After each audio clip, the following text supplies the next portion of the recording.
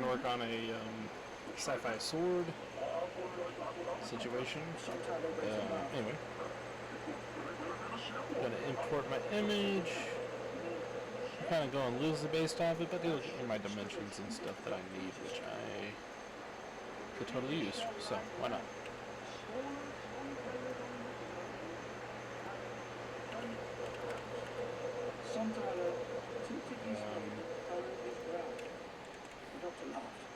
There we go. That's weird. Oh. Haha. And then we'll move it back here. We'll set the materials.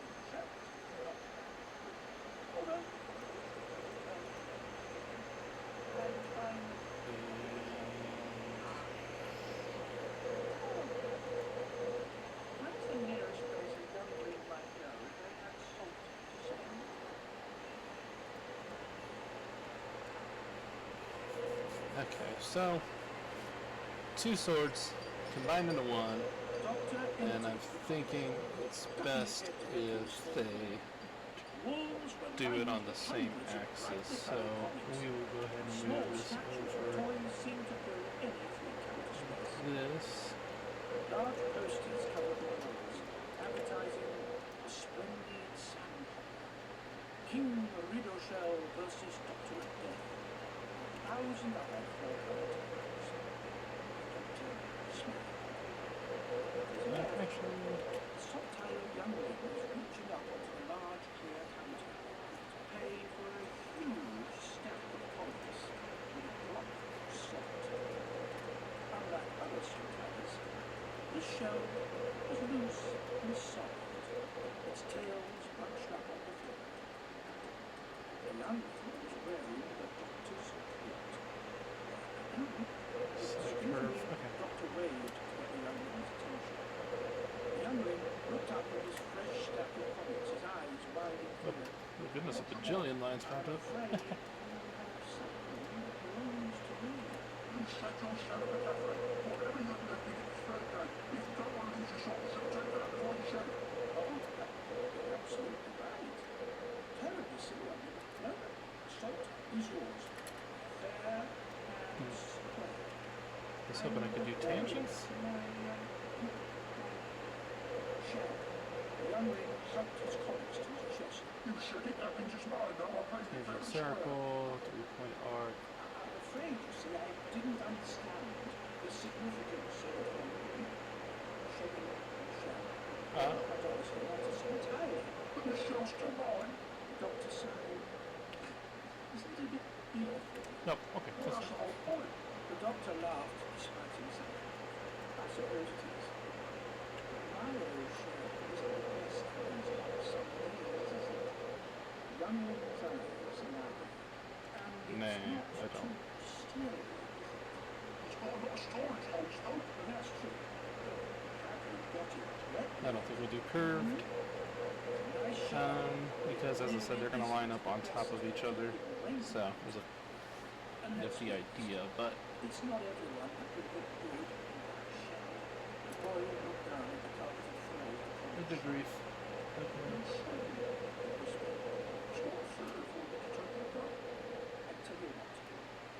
I'll get you a brand new, top-of-the-line shell. Okay.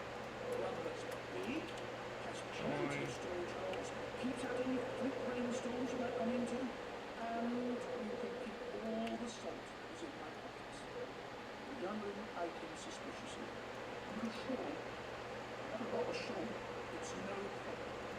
You may keep the shell on, but I'll be back in a jiffy. All I need is that. Oh, I don't think that's a straight line anymore. In the front of my shell.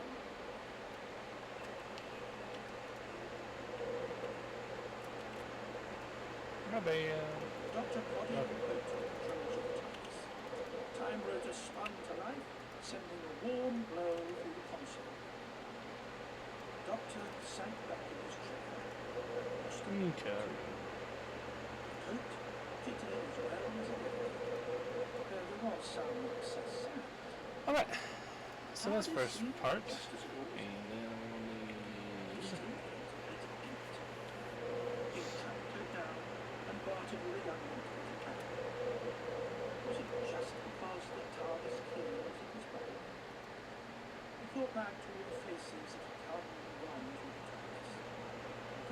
which ones he had fought tough.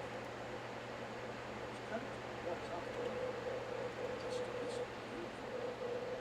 People with him were more than that. So many lives he had touched. Put his hand in his pocket and filled with the tiny screen. He knew that this I see. Yeah, okay. he would probably push the coat away, tuck it into the wardrobe, and so much more to lay him. We'll have that. Okay, we can have this have a curve. Time wrote a rose and fell, effective harmony as he travelled. Love this program. Deeper into his pocket. Pulled out the latest issue of this splendid sci-fi. And began to Divided. read.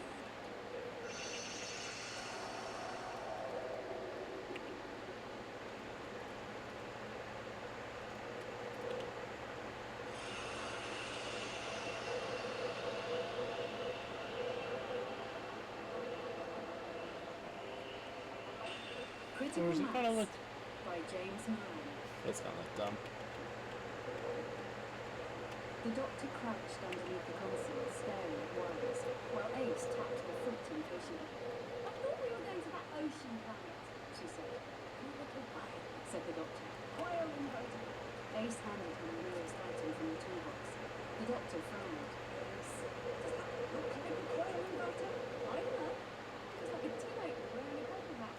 Well, exactly. A coil inverter looks like a round whammy thing with legs. How about a hammer? Will do? Ace handed it over, and the doctor hammered on the circuit board until it lit up. That's it! We can do it. Good. Ocean planet? Okay.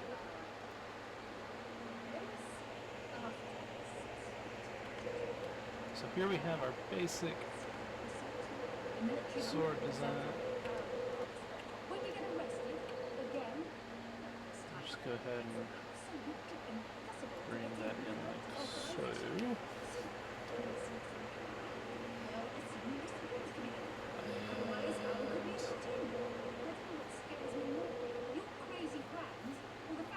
And then we'll have it butt up against another. Okay, so that can't be completely. This has to stop.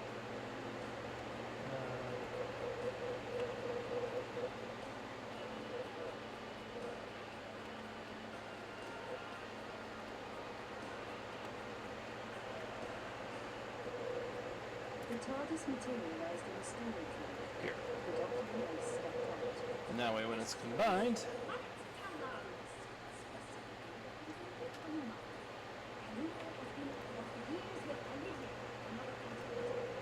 oh no! I just wanted to match that angle more.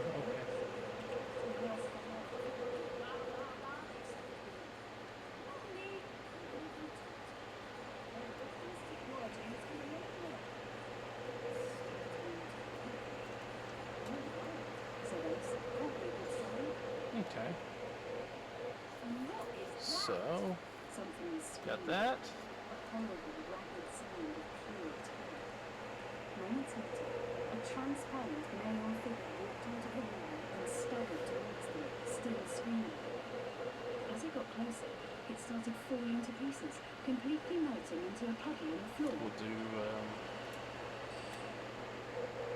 and vanishing from sight. The doctor raised an eyebrow. Their father couldn't believe it. It was a ghost. That's so possible. What was it then? It's feeling faint. Just let me do the talking. It's usually it's a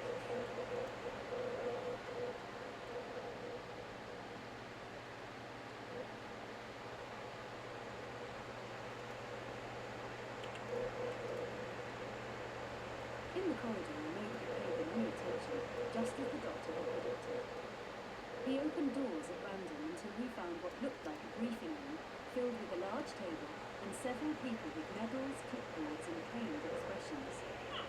Said the doctor. What's all this? 10 pairs of eyes stared at him. A tall, dark-haired woman stepped forward to speak. Louise Ryan. Hi, come on. You must be from the Bureau. That's right. Said the doctor cheerfully. You've been expecting us then. Good. Didn't think we could get here for another hour. Okay, called up a and then schematic hologram of a spherical device. You're familiar with the implantable device? The doctor vaguely waved his hand. General gist, big bomb, encoded, it goes boom. Louise rolled her eyes. How many times do I have to explain this to you lot? It's not a bomb. It emits a pulse that triggers an implosion in all organic material within the specified range.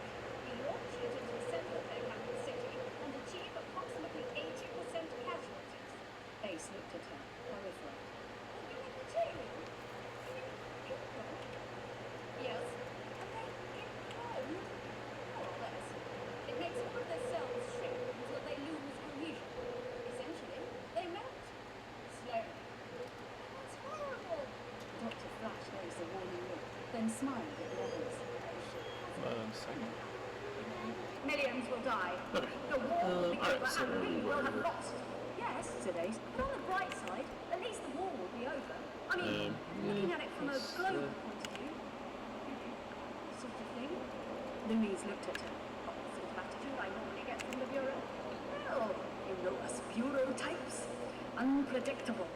Among other admirable qualities. Anything else we should know? Asked the doctor, trying to get rid of her. Just then, two ghostly figures appeared in the corridor. They had no flesh on their faces and were crying out in pain. They approached the doctor, Ace and Louise, arms reaching out pleadingly before fading away. Just those, Said Louise. we've been seeing them all over the base. I'm assuming they're not actually ghosts. I don't believe in the supernatural.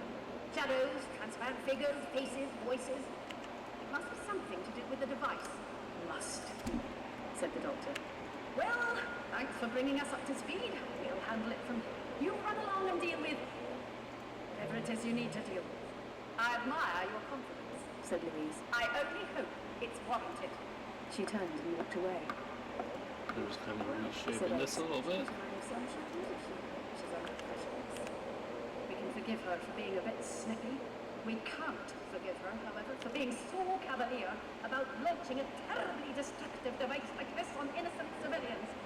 That will just not do. Well, looks like it's going to go off before it gets launched and kill everyone here instead. Yes. I've got mind to just let it happen. Teach them not to meddle with things they don't fully understand. There we go, that's Can't good, do that's that? good. Obviously, I'm not going to. I just said I've got a good mind to.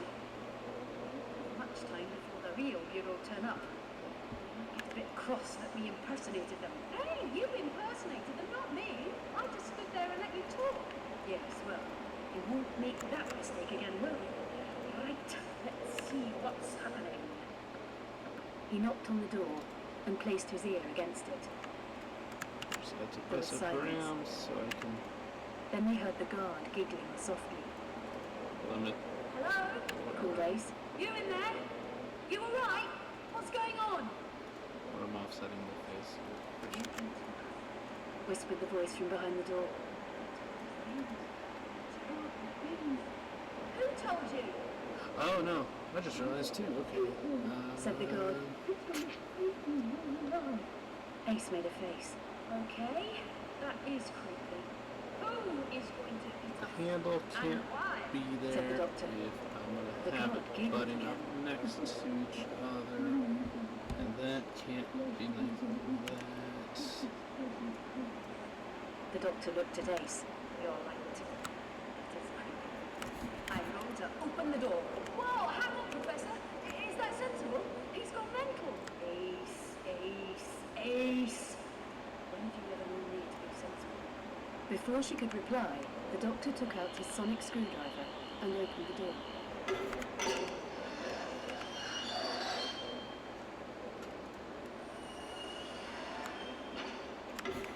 Inside the room, the guard was sitting in the corner, giggling to himself, rocking back and forth.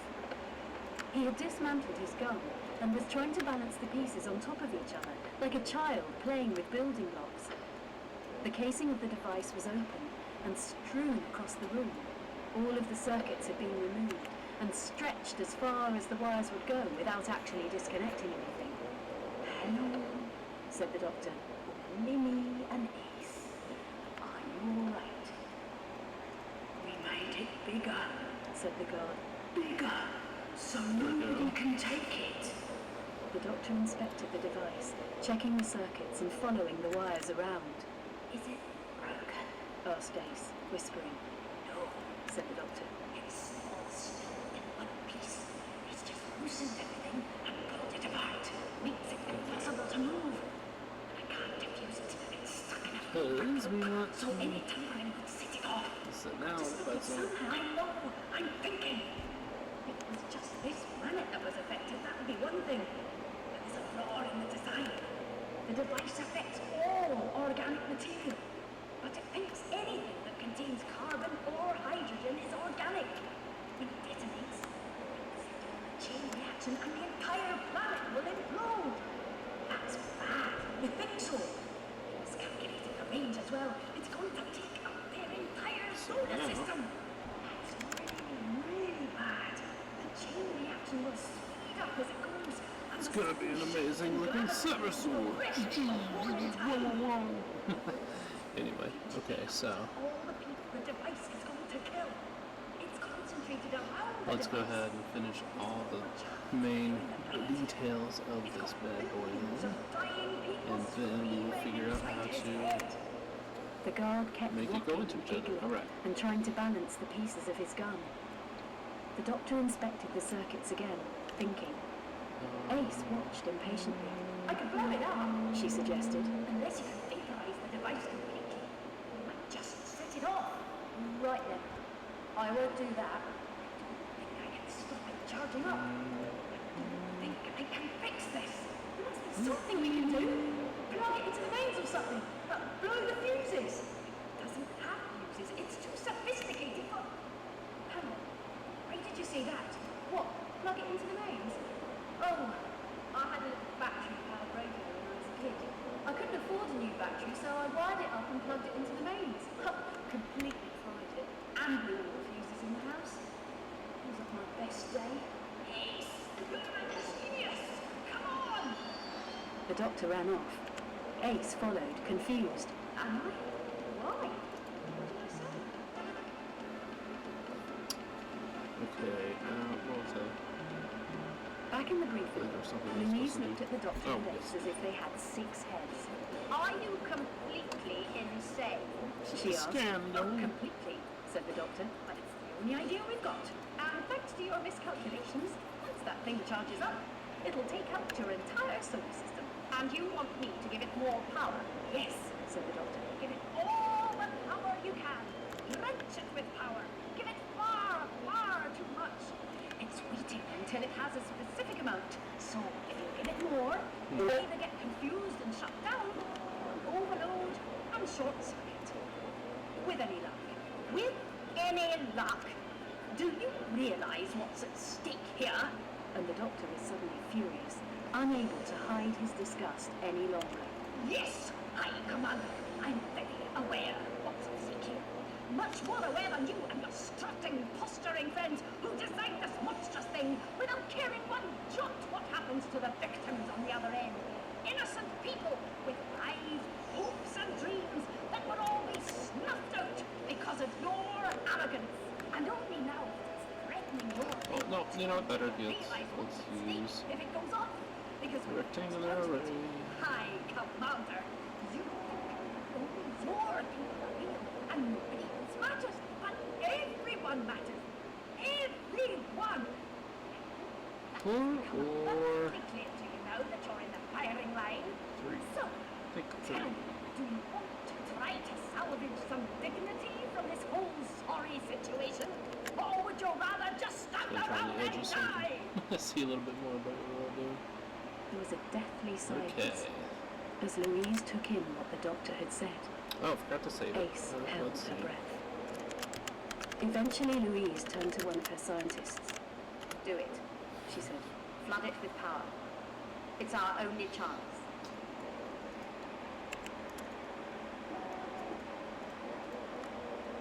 The doctor and Ace stood in the monitoring room as the scientists worked. Shouldn't we be watching this from a safe distance? Said Ace. If it doesn't work, we'll melt too. Have a little faith, Ace. This was your idea. But I'm scared. I I have a feeling it'll be okay. He winked at her and strode over to a computer terminal. Louise approached him. We're giving it everything we can, She said. not everything. Said the doctor. You've still got lights on. Anything non-essential, shut it down. Divert the power. Everything. I'll channel the extra power from here. Hurry! Everyone scurried around to make it happen. The lights went off, and the room was only lit by the glow of a few computer screens. Said the team leader. Everyone looked terrified. Even Louise was sweating. One of the scientists was crying, trying to type with shaking hands. In the last few seconds, nobody spoke.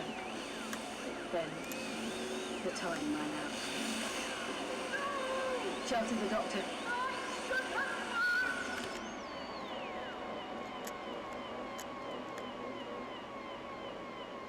Nobody knew what to say. It was over. Louise sat down heavily. You tried your best. Thanks. How long have we got? Can I? The doctor stared at her That doesn't work. Okay. and then smiled.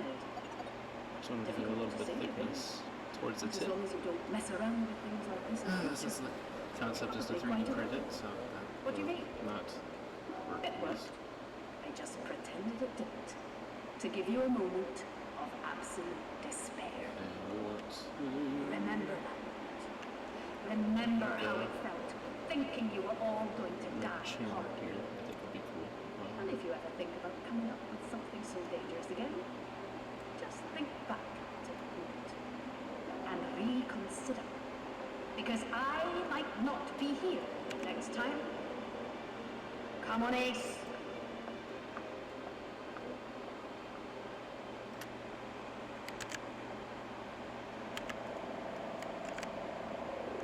Back in the TARDIS, the doctor started the engines. You knew. Said Ace. As soon as I said that thing about the radio, you knew this plan would work. Yes. Sorry. I just thought it would be better to give them a scare. Everyone needs a good scare sometimes. Reminds us not to get cocky. They weren't bad people, Professor. Just frightened. I know. There's hope for a minute. We'll come back and check in a few months, just to make sure. Good.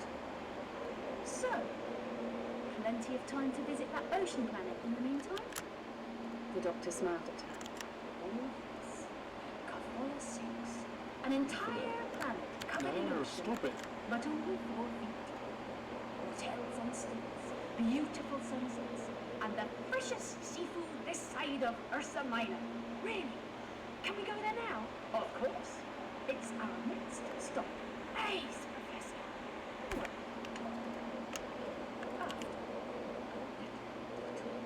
Weird, okay. No.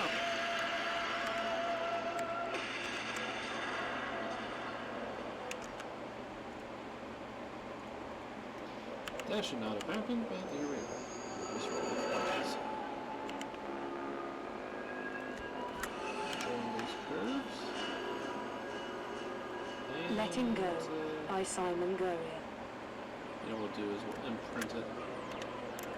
I made the doctor go to see them, and it's good that we did, but I didn't understand.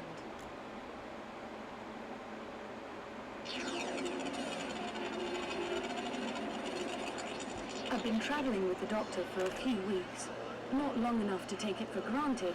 I mean, we were on another planet, in this city of flying cars and creatures, but long enough to know that I'd fallen in love with the doctor, and that he, well, that was a long time ago.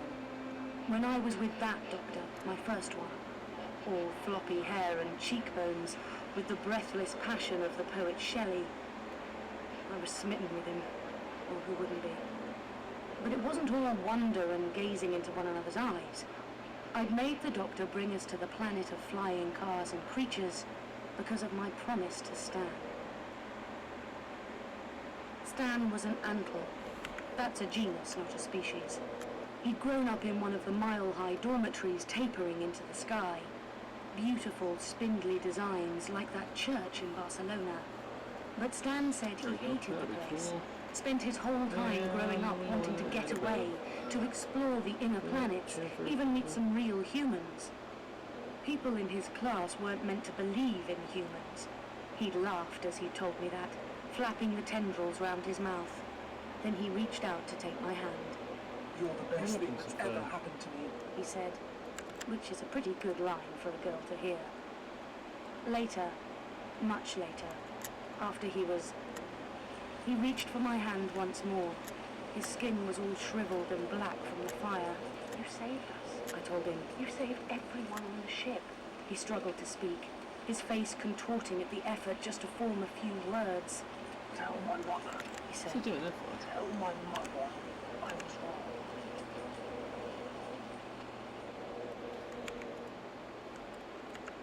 This is a bad idea, Oh, said there's the two of doctor. We were outside There's one, apartment 94, on floor 782 of dormitory 11B6, on quadrant 44 Placid of the planet of flying cars and creatures. The planet had a name as well, but I don't remember it. I promised, I told him, and it's a good thing we're here. He gazed down at me with those incredible eyes. I grinned back at him, not letting him dissuade me. All right, said the doctor softly.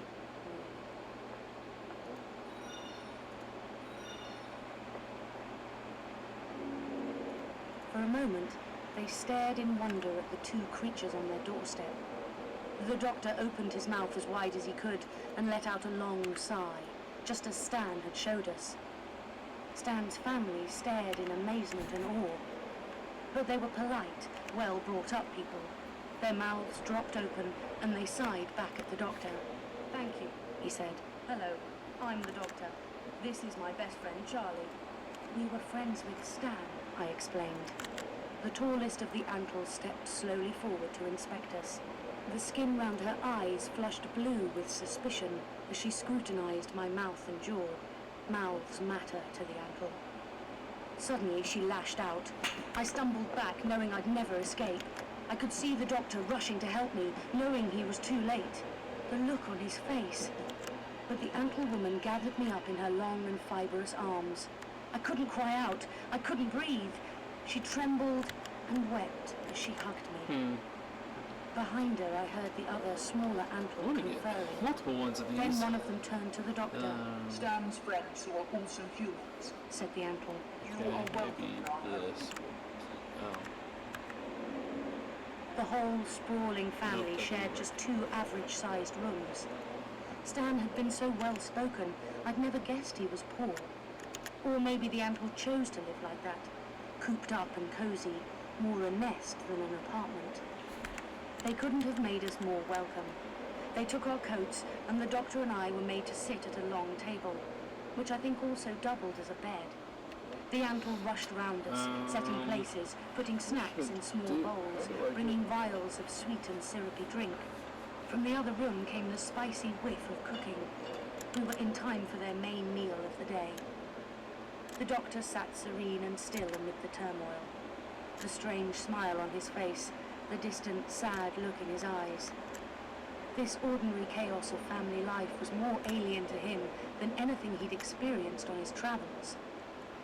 I could see it in the Antles' twitching faces, the need to ask us about Stan. How well we had known him. Had the newspapers told the truth about how he died?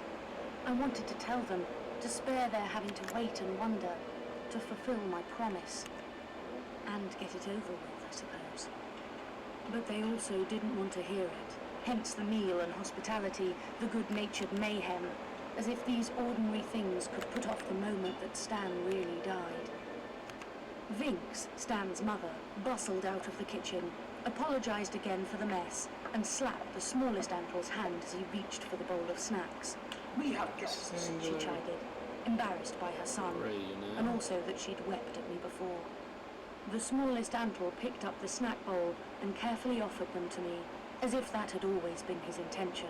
Thank you, I said, and took one of the crispy orange snacks. We'll just... Then I turned to the doctor. You can eat the food, he said. The drink will make you giggly. I drank the drink. It made me giggly. The Antle thought that was brilliant. They got me more giggly drink. and brought out the meal, a roasted root and something like crab. The family barely fitted round the table even without 2 guests. We jostled with each other's elbows as we tucked into the feast. No one spoke at first, too busy with the food, and the shadow cast by Stan. Then one of the younger Andy, Glee, reached for more crab meat and managed to knock his glass of giggly drink onto his brother's lap. There were screams and jeering and laughter as the soaked Antle ran into the kitchen. Then things were easier. They bickered and told stories and interrogated me. The doctor sat silently, smiling, as I endeavoured to answer their questions. Did it hurt? Asked the smallest Antle, only having 2 legs. They all had hysterics when I asked if the smallest Antle had a name. Again, the doctor didn't help me, left me to fend for myself. Glean started to explain to me about the legal status of their different larval stages. Vince reminded him sternly that it was not a suitable topic for the dinner table. When we'd eaten, the younger Antle cleared away the things, and Vince handed round shallow bowls of stone. You're in the I center. followed the doctor's lead, holding my fingers over the bowl as Vince poured on cool and cloudy water. We washed our fingers, then drank the water. It was bitter and salty, but good. Then the... Okay, let's finish up this said the doctor. sword. And then I've had time to Said Vince. kind of think on it and everything. Alright. So, I felt that my insides were full of broken glass. I wanted to say something, to offer some comfort. Vince went okay, on. what we'll do is let's make this handle look a little bit more cool then. She tailed off, squeezing the smallest handle tight to her chest. He squirmed, but couldn't get free. The other ankle closed around their mother, embracing her as the tears came. She said, The last thing he said to me, Now she said, we'll the thing that keeps rotate traveling it. through my brain. He said he never wanted to come back. I reached I out mean, my that's hand, pretty cool. but she snatched her arm away. But that's why we're here, I told her. I made him a promise. He wanted me to tell you. He was wrong. Vince held her family tight around her. Get Then some she decided we all needed tea. funky curves in there. Whatever Dr. Bean could drink, and bustled through to the kitchen. The doctor gave me a meaningful look and got up from the table. He never likes to hang around anywhere, preferring to slip away with a minimum of fuss. I'd not been travelling with him long, but that attitude really annoyed me. If nothing else, it was rude. But the Antle seemed almost grateful that we were going, disquieted by having humans in their home and the effect we had on their mother. Helene hurried to get her coats. The children, Just about some of them this could talk, bit. all awkward, not knowing what to say. The smallest Antle called through to Vince that we were leaving, but she didn't respond. "Not so," he told me as he helped me into my coat. "Come on," the doctor told me. "We've taken up too much of these people's time." But as we stepped out through the door, Vince came running after us, a page of old newspaper flapping in our hand. For a moment I thought it was the account of her son's death, but instead Maybe we a will. crude image had been daubed in paint across the yellow newsprint. A child's picture with a smiling Rotate. face, Oh, eyes okay. and That's mouth, what. but no Rotate. nose, That's what. and the hair floating high above the scalp. A crude image of a face, a human face, not Anna. Did it before he even chose his Maybe name. we Vince explained. When he died. adjust a "Thank little you," bit said the there. doctor. "But we can't," I said, holding the delicate scrap of paper, feeling the weight of all it meant. "You should keep this." Vince sniffed, her tendrils flapping. Take it with you, wherever you're going. She gestured. So I with don't her want to. long, It's like there's like a fibrous cool arm sci-fi around element her. where you have the rectangles I and promised stuff, but I her, don't want to like just as I'd promised her son. Then she ruin the scooped me up in integrity those at the same powerful arms time. and squeezed me till I nearly fainted. You didn't have to come here, she said. You should be glad that you did. You can't have been easy. No, I heard the doctor say. So blowing this is. through her I ears. love this part.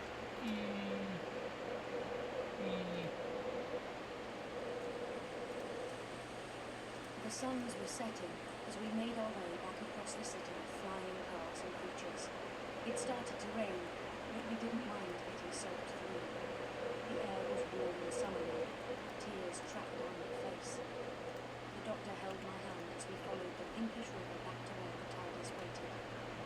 As he fussed in his pockets for the key, I looked back the way we'd come. The dormitories reached out far Actually, around us, streams of what traffic I was racing gonna do is between. put A glorious rainbow arced across the sky.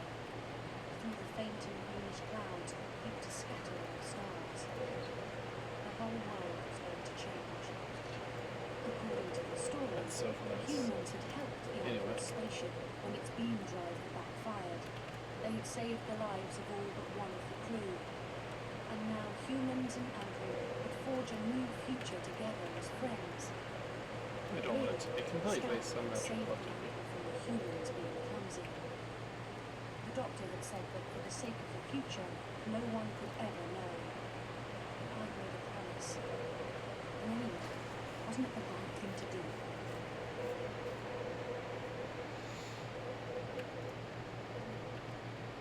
Okay, asked the doctor as he set the controls.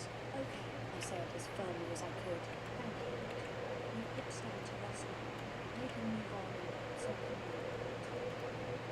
The doctor held my gaze, such sorrow in his eyes. What? I said. He shrugged. It's time, he said. Then he pulled back on the handbrake and we were off again to some other place and time. Stan's picture safely in my pocket.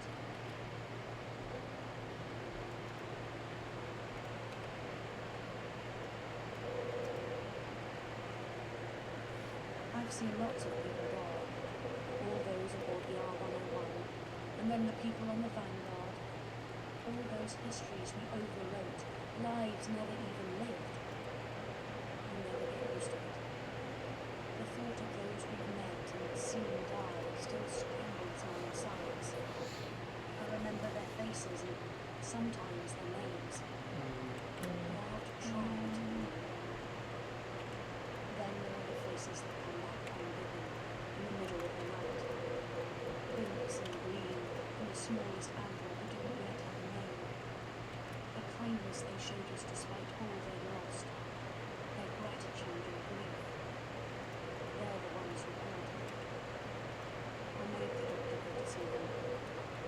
It's good that we did. But now I understand.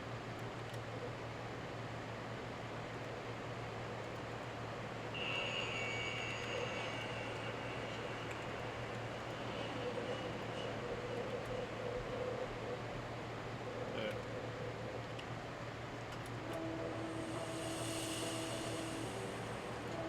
Should have done it to begin with, I guess.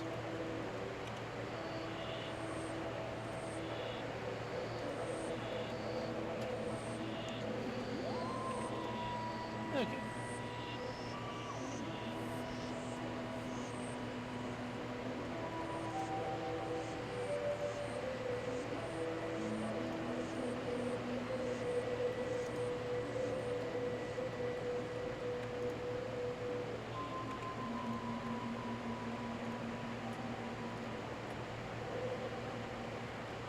My name is Stephen Taylor.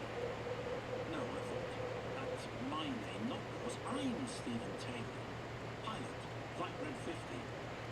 Where do I like? And in that long moment, I saw my interrogator's eyes go dark, brown to grey to black, shot with the glitter of distant flames. But it's not convincing, is it, Sue? It's not where you belong. I struggled to break the stare. They were the wrong eyes, sitting in the wrong man's head. I'm Stephen Taylor, I thought. Me. I travel through space and time. Surely that's the doctor. Make your mind up, monsieur. He's a scientist. Just now you were a pilot. It was all in that long moment. The flames of the city burning closer, the angry mob baying for blood. Turns of the heads. Pixels. Liar, that was you, not me. That's right. Not you at all. You don't belong, Stephen Taylor. You never belong. A cloud of black smoke rolled down across the street in the crowd. But me, I fit in anywhere, on any world. More than you've ever been.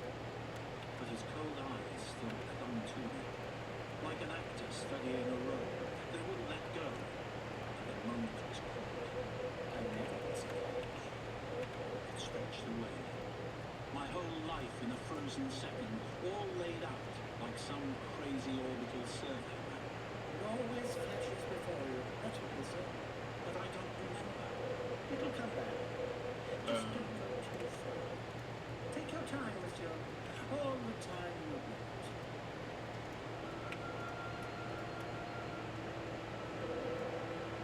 Like that.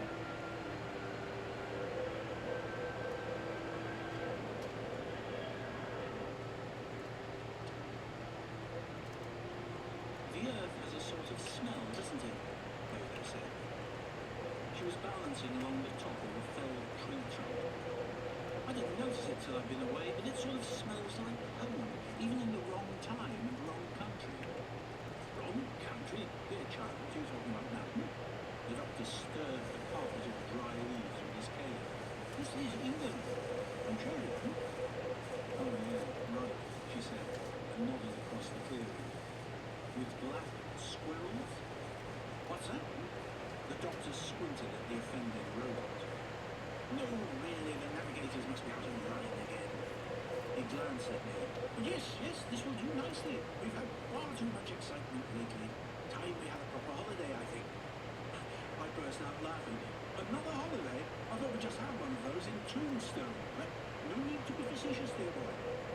Country air will do a lot of good. He turned on his heel and set off along the path with Dodo running. Okay, anyway, sorry. I waited for a moment. Guess, yeah, working on the handle is just as good as any other thing, huh? It was spring. The woods where we'd left the TARDIS were bursting with growth.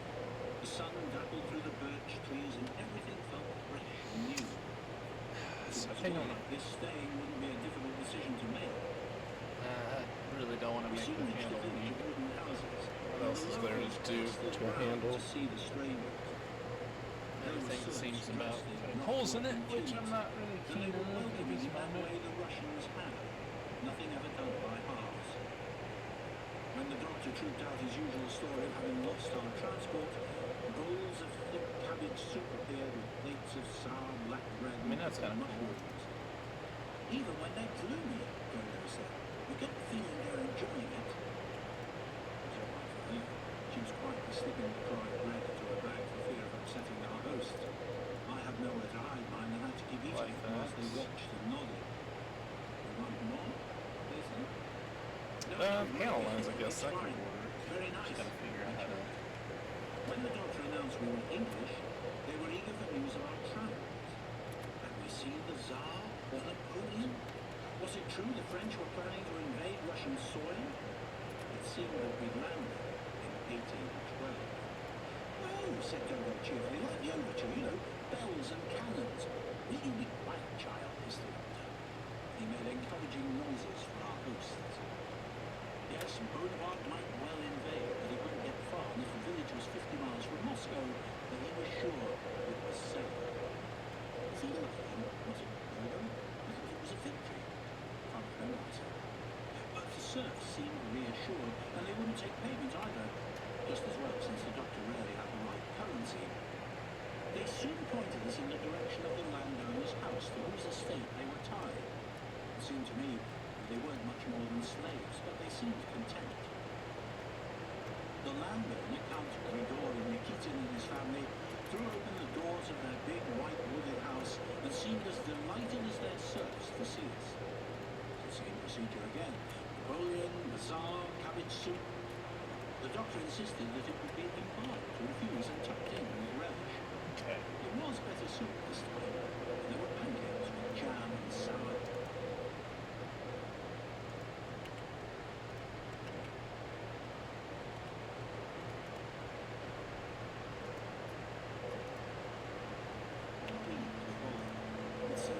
Yes, we did. Getting your feet under the table. Isn't that the right phrase? Hey there. Insinuating Some yourself panel into lines local now. society with a tissue of marks for years. Okay, let's see here. We're gonna take you. Let me clash with my fear more. But you didn't catch him first, so he Not caught you, you. not And she held Semyon hard to stop falling over. He hauled me dripping up the bank, looking the idiot. He plainly thought I was an artist or a poet from the Tsar's court at St. Petersburg. And a couple of years in barracks would do with the world. Good. You're not the first, he said. but you've got plenty to learn. I'll take you with me tomorrow. I'm checking the traps. I need someone to carry the loads. So, Semyon Borisovich starts off, who laughed far more than I expected, usually upbeat, taught me a new trick. Okay. He and I walked the birch woods each day. I learned about tracking, hunting, how to stalk a deer or a wild boar, and to have respect for the brown bears. Wolves are always there, they just don't let you see them. But it's the bear that's king of the forest. I felt ham-fisted. There wasn't much nature in the towering city complex where I'd grown up. No animals, hardly any air. But that was some half of me. It might have been the other side of the galaxy. Semyon just took his time and put up with my bungled attempts at skinning rabbits.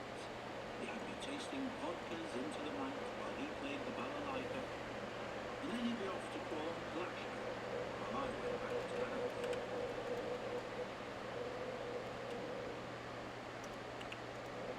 You've settled in well, said the doctor. He'd been waiting up for me like a worried parent. That's good, but don't get too comfy, huh? Are you getting restless, I asked, knowing what he was like. He wants to go to Moscow, called Toto from the piano. Cool thing is I can take this and put it anywhere else I want on here as well. Will the family let you go? The doctor looked awkward. If we were going, it would be now, before the roads get bad in winter. There are other considerations. It's a year in history, Dodo added ominously. 1812 and all that. But you said we'd be safe here, I said. Yes, dear boy, the doctor said. Quite safe, I'm sure. But it's too late for holy Moscow. What a terrible sacrifice, and I'd so like to have seen it as it was. What happens, I asked. But he wouldn't say. He just went tutting off to his room. Dodo shrugged. There are rumours the Count had a letter. Something about Napoleon building an army and threatening to invade. Are you enjoying it here? I asked. Oh yeah, it's fab, she said. But not forever, I mean, it's a bit quiet. It's just what I was enjoying, I said. But deep down, I knew it couldn't last. The next day, out with Semyon, we rounded a corner and came face to face with the TARDIS. The blue box was gathering moss, but it still looked out of place in the woods. I was surprised it hadn't attracted more attention. It belongs to the doctor, I said, but I can't show you what's inside.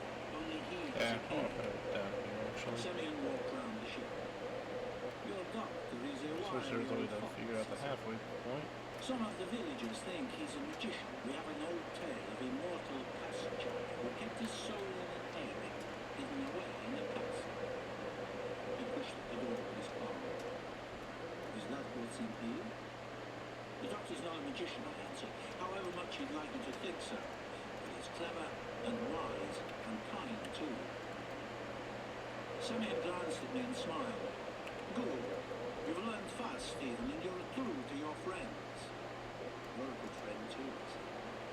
In September, after harvest, when I marry Glasha, he told me, you'll be my best man. Isn't that what you call fitting in? He was a good man, this Semyon Borisovich. None more important, he said. He's a forester in the surf. He knew the land. If It there's was a, in his blood. that's not what I wanted to do. Okay. That's what I want to Bombrov, to hear your side. Tell me about the wedding. So maybe I will. Something happened. You were preparing? Oh, yes. Russian weddings are complicated, full of rituals. They take 3 days, and with the threat of invasion, the Count had sent 30 of his Sikhs to the local regiment. Nah, it's fine. Okay, that is before I started the next part. The Count even made remarks about me joining them, but the doctor affected a sudden fit of the vapours and insisted he needed me as his secretary. We should go there. Don't expect me to be able to let you. One evening I walked in on the doctor and Dodo with a map laid out on the piano. It'll never do, I said. I was wrong. It's not safe here. Don't look at me, protested Dodo. I'm not telling Stephen. Can't it wait till the wedding's done? and then he saw me. He scrambled away the map, and Dodo started playing something jolly as if nothing had happened. And like an idiot, I kept quiet. I suppose I was determined to get it all right. I don't like letting people down. And finally, the first evening, And that's the shit. we were in the bride's family house. Glasha and her girlfriends in one room, braiding her tresses and doing a sort of ritualized weeping, whilst that won't work. That was a cool thought, though. stayed in the next room getting drunk. Make the magic I mean, I of guess and the doctor I had to can. hustle her out, telling her off for being such a tomboy. Yes. I'll have a baby, Shan, she shouted, as he shushed her into the women's room. Quite out of the question, he snapped, and shut the door. But it wasn't long before one of the old village babushkas burst in. There's lights in the sky, she shouted. The whole sky's on fire. You had to have a large vodka to recover. High above the trees, the sky was full of flares, not like fireworks, but long, burning, ever-widening explosions. People were yelling that the French were coming. They were being invaded. The doctor stood still, gazing upwards as everyone panicked round him. It's above the atmosphere, isn't it? He said. He nodded. Some sort of space battle. Strangers who shouldn't be here. Semyon looked round at us. More strangers? He said. What is it? Called Glasha from the door. The other women were carrying her long plaits of half-braided hair, like bridesmaids carrying a train. A single light sliced across the sky, trailing vapor as it entered the atmosphere. More flares burst round it like pursuing missiles. Prince. But then the evening sky went white, as if an extra sun had burst into life. The serfs fell to their knees, shielding their eyes, crossing themselves. One of the ships has exploded, the doctor said out in the airway. As the glare cleared, we saw the single light veer towards us. It's going to crash, yelled Dodo in my ear. Everyone down, shouted the doctor. Most of us were on the ground already. Yeah, I think that is basically it. The trees and vanished north of the village. There was a crop of impact, but not the fireball and shockwave I expected. Towards the hills, shouted Semyon, and still in his wedding gear, he grabbed up his bag and a burning torch. None of the others moved. I'll come with you, I said. Dodo grabbed my arm. Stephen, be careful. The doctor nodded. Yes, I know, I said, and looked round for Semyon. He was talking earnestly to Glasha. Her bridesmaids were still standing round her, holding her long hair. Then he kissed her arm. She gasped as he pulled away. Semyon glanced at me and ran for the woods. I'll look after him, I called to her, and followed Semyon down the overgrown path under the darkening trees. I feel like the whole thing needs to be skinnier. There was a glow flickering from the crashed object that made it easy to find. A half-shattered globe lay in a new clearing of its own making. Semyon was climbing over the branches of fallen trees, but he didn't touch the broken pod. I'm sure that's what it was.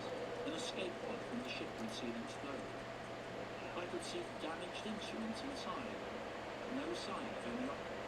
Make that a little bit thicker just to give it variance. Semyon said, Yeah, I think that's pretty much it for the sword. So, it's like that box of yours. This was getting difficult. It's the doctor's, not mine, I said. I glanced down and saw deep furrows in the disturbed earth. Look at these. That's weird. Semyon crouched and fingered the tracks.